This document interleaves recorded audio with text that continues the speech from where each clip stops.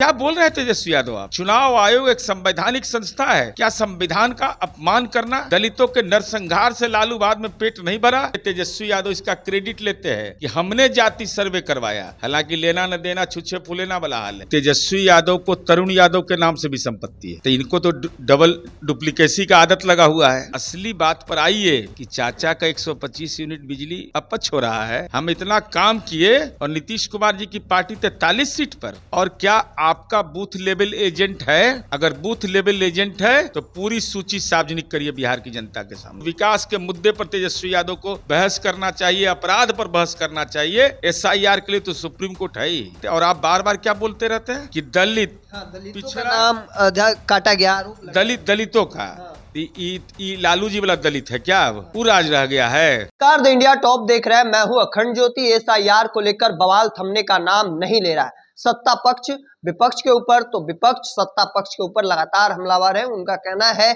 कि एसआईआर में गलतियां हैं, कई लोगों के नाम काट दिए गए हैं जो जिंदा भी हैं। और ऐसे में इस वक्त हमारे साथ बातचीत करने के लिए जदयू एमएलसी मुख्य प्रवक्ता नीरज कुमार है। सबसे पहले तो सवाल यह रहेगा कि तेजस्वी यादव का कहना है कि सब कुछ जब पहले से सेट है तो वो बहिष्कार कर सकते हैं चुनाव का।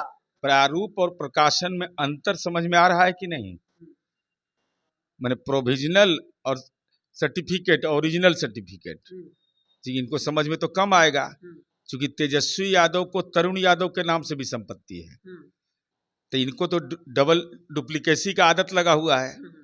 मेरा कहना है कि प्रारूप प्रकाशन हुआ है, दावा आपत्ति का समय है। क्या मृत व्यक्ति का नाम रहना चाहिए? क्या डबल ईपिक नंबर रहना चाहिए? क्या अंतिम प्रकाशन हो गया?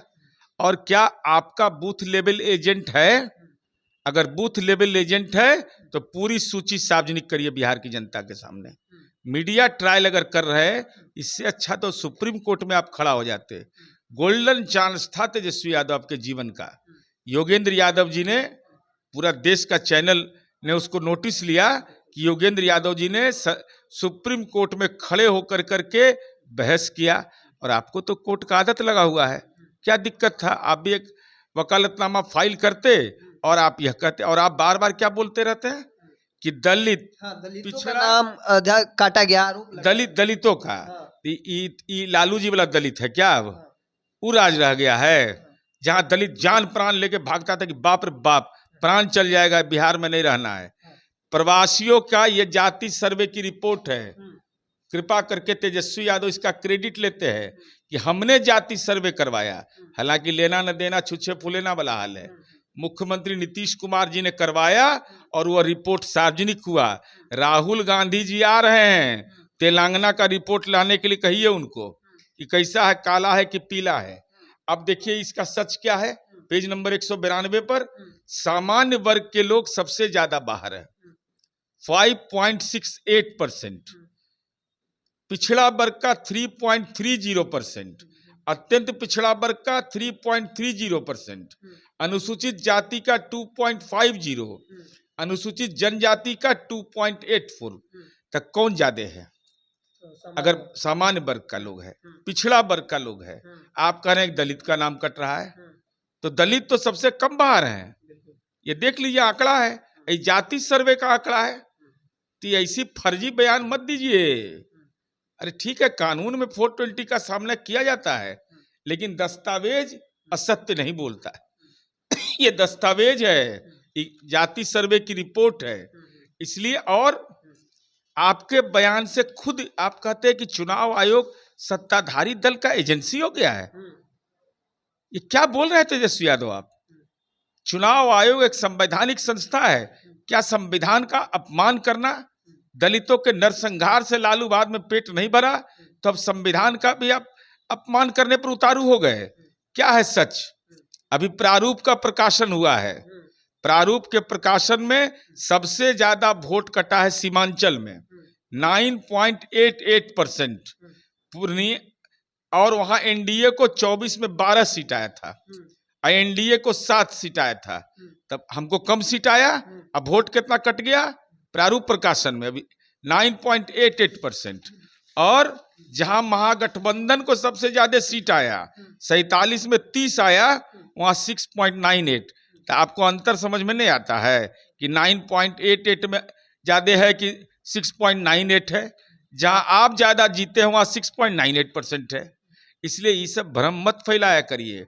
अरे असली बात पर आइए कि चाचा का 125 यूनिट बिजली अपच हो रहा है, सामाजिक सुरक्षा पेंशन अपच हो रहा है, 10 रुपया महीना में इंजीनियरिंग पढ़ा रहे अपच हो रहा है, बिजली का सब्सिडी आपके घर पहुंचा रहे अपच हो रहा है, आपका गली या रोड बनाए जहां जहां जमीन है, ये सब इनको अपच हो रहा है। नहीं तो विकास के मुद्दे पर तेजस्वी यादव को बहस करना चाहिए, अपराध पर बहस करना चाहिए। SIR के लिए तो सुप्रीम कोर्ट है ही।